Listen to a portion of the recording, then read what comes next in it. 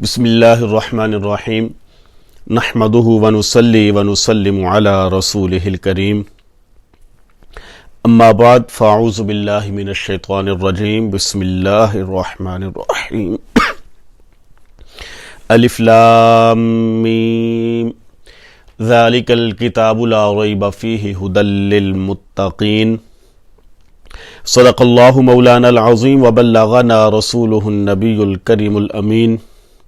فقال اللہ تبارک و تعالی فی شان حبیبہ صلی اللہ تعالی علیہ وسلم ان اللہ وملائکتہ یصلون علی النبی یا ایہا الذین آمنوا صلوا علیہ وسلموا تسلیما الصلاۃ والسلام علیک یا سیدی یا رسول اللہ وعلى آلك وأصحابك يا سيدي يا حبيب الله الصلاة والسلام عليك يا سيدي يا رحمة للعالمين وعلى آلك وأصحابك يا سيدي يا خاتم النبيين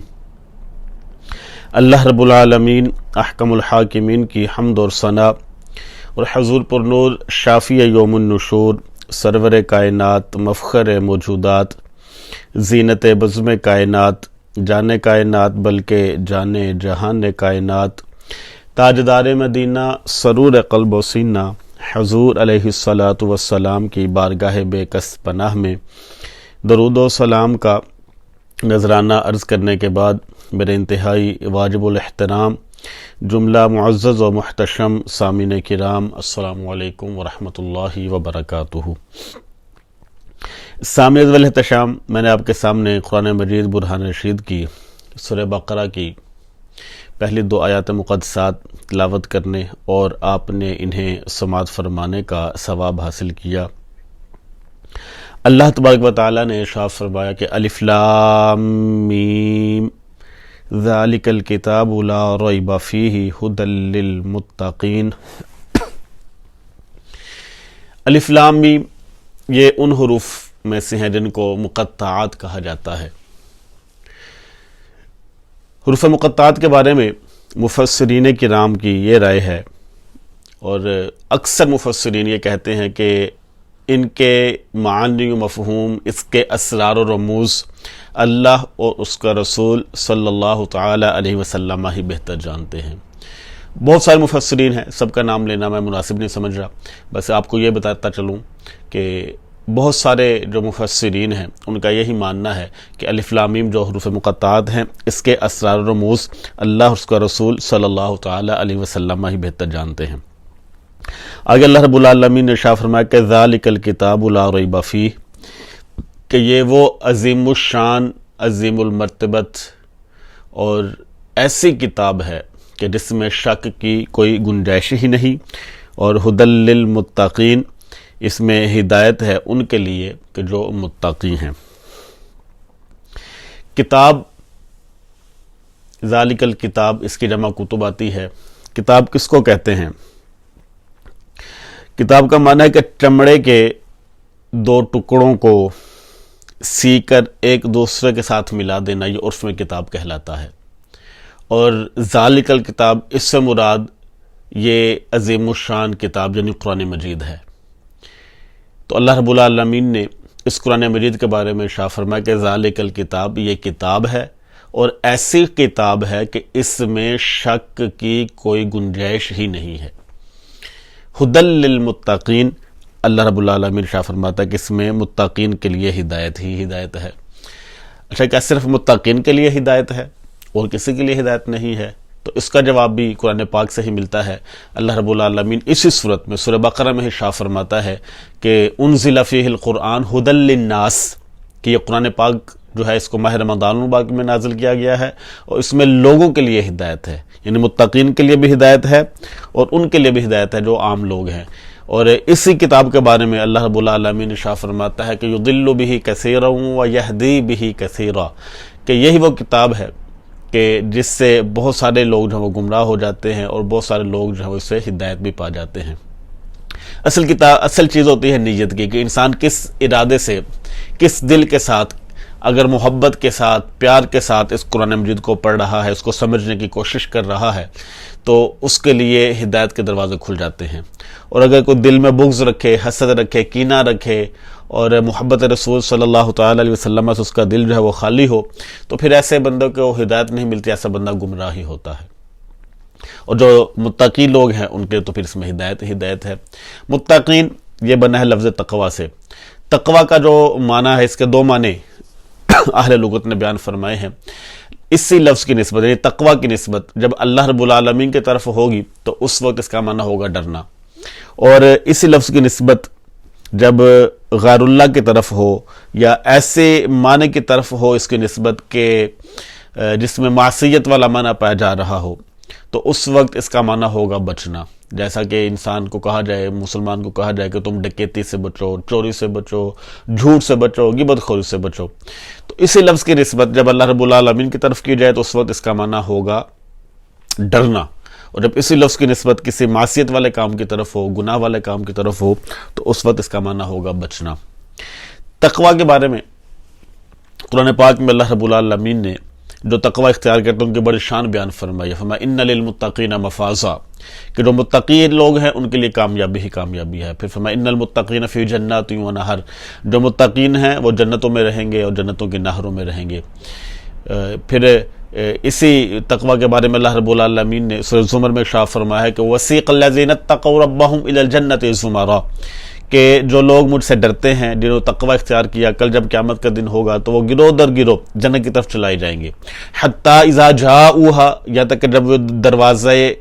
کے پاس آئیں گے، جنت کے دروازے کے پاس آئیں گے تو وفتحت ابوابها، اور جنت کا دروازہ ان کے لیے کھول دیا جائے گا۔ وقال لهم خزنتها سلام علیکم، اور جو دروغہ جنت ہوگا، جو دروازے کے اوپر کھڑا ہوگا فرشتہ، وہ کہے گا کہ سلام علیکم، اے متقی لوگوں تم پر سلامتی ہو، کیوں؟ تم نے اپنی زندگی بڑی اچھی گزاری، فادخلوها خالدین، لہذا تم جنت میں داخل ہو جاؤ۔ تو جنہوں نے تقوی اختیار کیا ہوگا، متقی لوگ ہوں گے، ان کے لیے اللہ رب العالمین نے کل قیامت کے دن بڑے ہی انعامات اور بڑے ہی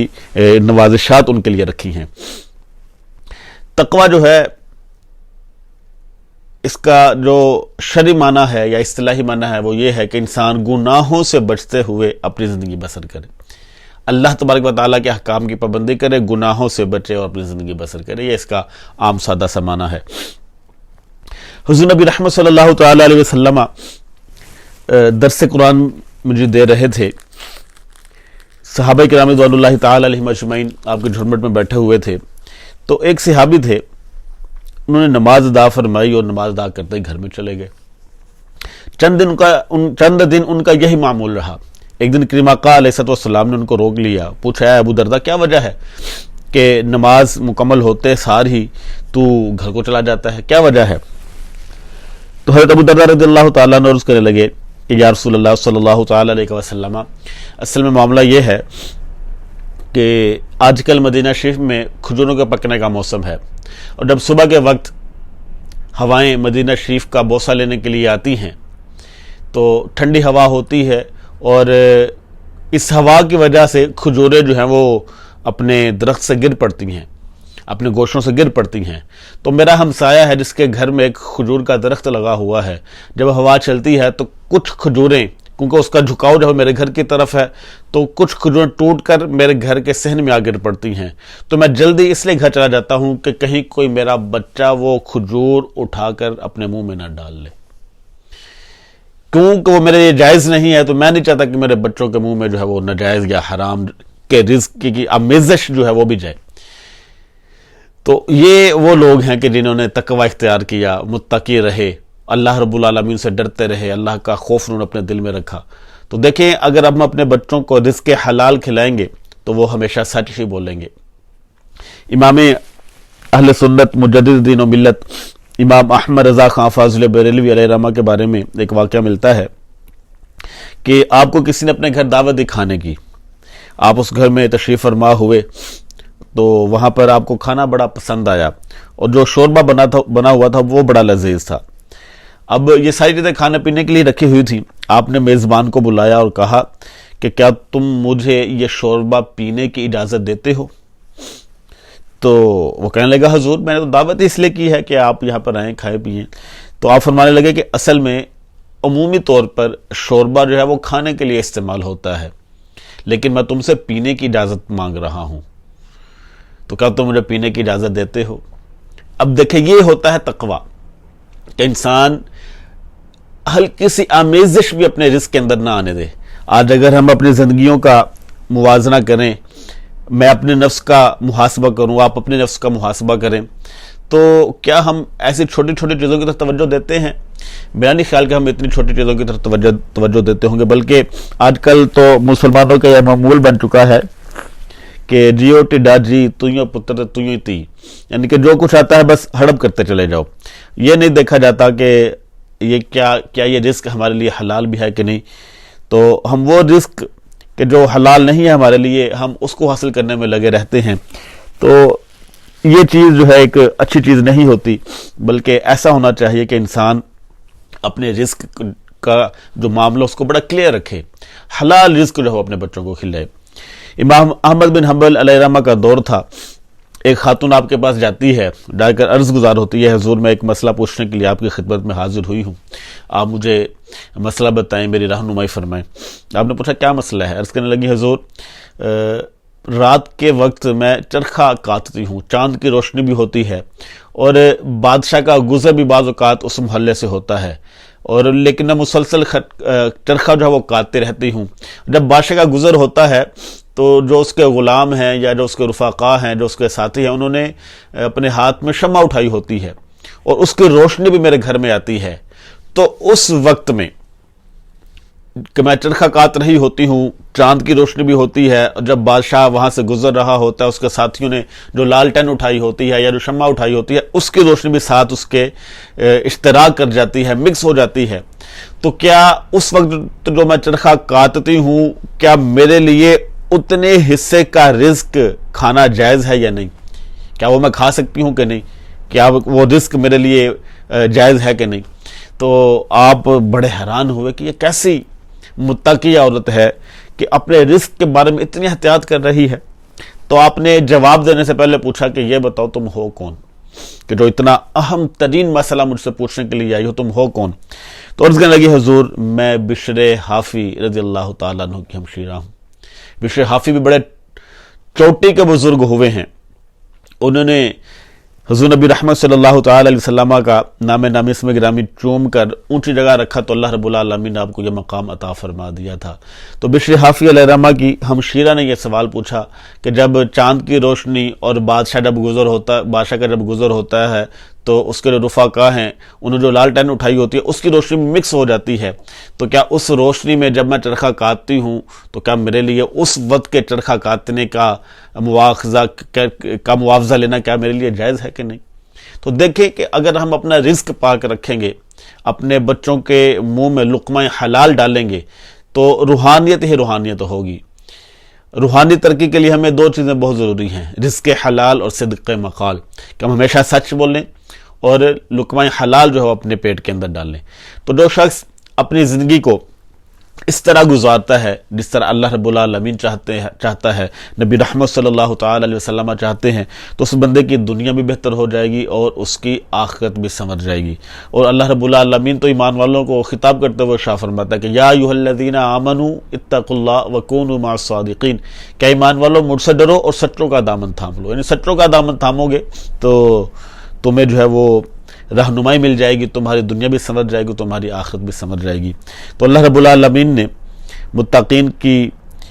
جو ہے وہ ذکر فرمایا کہ ذالک الکتاب لا ریب فیہ، یہ وہ عظیم الشان کتاب ہے کہ جس میں شک کی کوئی گنجائش نہیں، اور متقین کے لیے ہدایت ہی ہدایت ہے۔ نہ صرف متقین کے لیے ہدایت ہے بلکہ اللہ رب العالمین نے شاء فرماتا کہ ھدی للناس، یہ کتاب ایسی کتاب ہے کہ اس میں لوگوں کے لیے بھی ہدایت ہے۔ تو اگر ہم قرآن مجید سے کچھ سیکھنا چاہتے ہیں تو ہمیں قرآن پاک ضرور ہدایت بھی دے گا۔ آج ہم نے قرآن پاک سے بجائے جینے کا مرنا سیکھا ہوا ہے۔ ہم دیکھتے ہیں کہ جب کوئی فوت ہو جاتا ہے تو اس کی فوتیدگی پر جا کر ہم قرآن خوانی کر لیتے ہیں، کچھ پارہ آدھا پڑھ لیتے ہیں اور اس کو بخش دیتے ہیں، یا کوئی اپنا عزیز فوت ہو جائے تو اس کے لیے ہم جو ہے وہ پڑھ لیتے ہیں۔ لیکن زندگی جینے کے لیے ہمیں قرآن پاک کی بہت اشد ضرورت ہے۔ جس طرح دنیاوی امتحانات میں ہم پاس ہوتے ہیں تو اگر ہم چاہتے ہیں کہ ہم آخرت کے امتحان میں پاس ہوں تو ہمیں قرآن مجید سے مدد حاصل کرنا ہوگی. قرآن مجید کو اپنی زندگی کا حصہ بنا لیں، لازمی حصہ بنا لیں. اس میں ہماری دنیا بھی سمجھ جائے گی اور ہماری آخرت بھی سمجھ جائے گی. اللہ رب العالمین ہم سب کو قرآن پاک سیکھ کر، قرآن پاک کی تعلیم حاصل کر کے اس پر عمل کر تو اپنی زندگیاں بسر کرنے کی توفیق نصیب فرمائے. آمین. وآخر دعوایا ان الحمد للہ رب العالمین.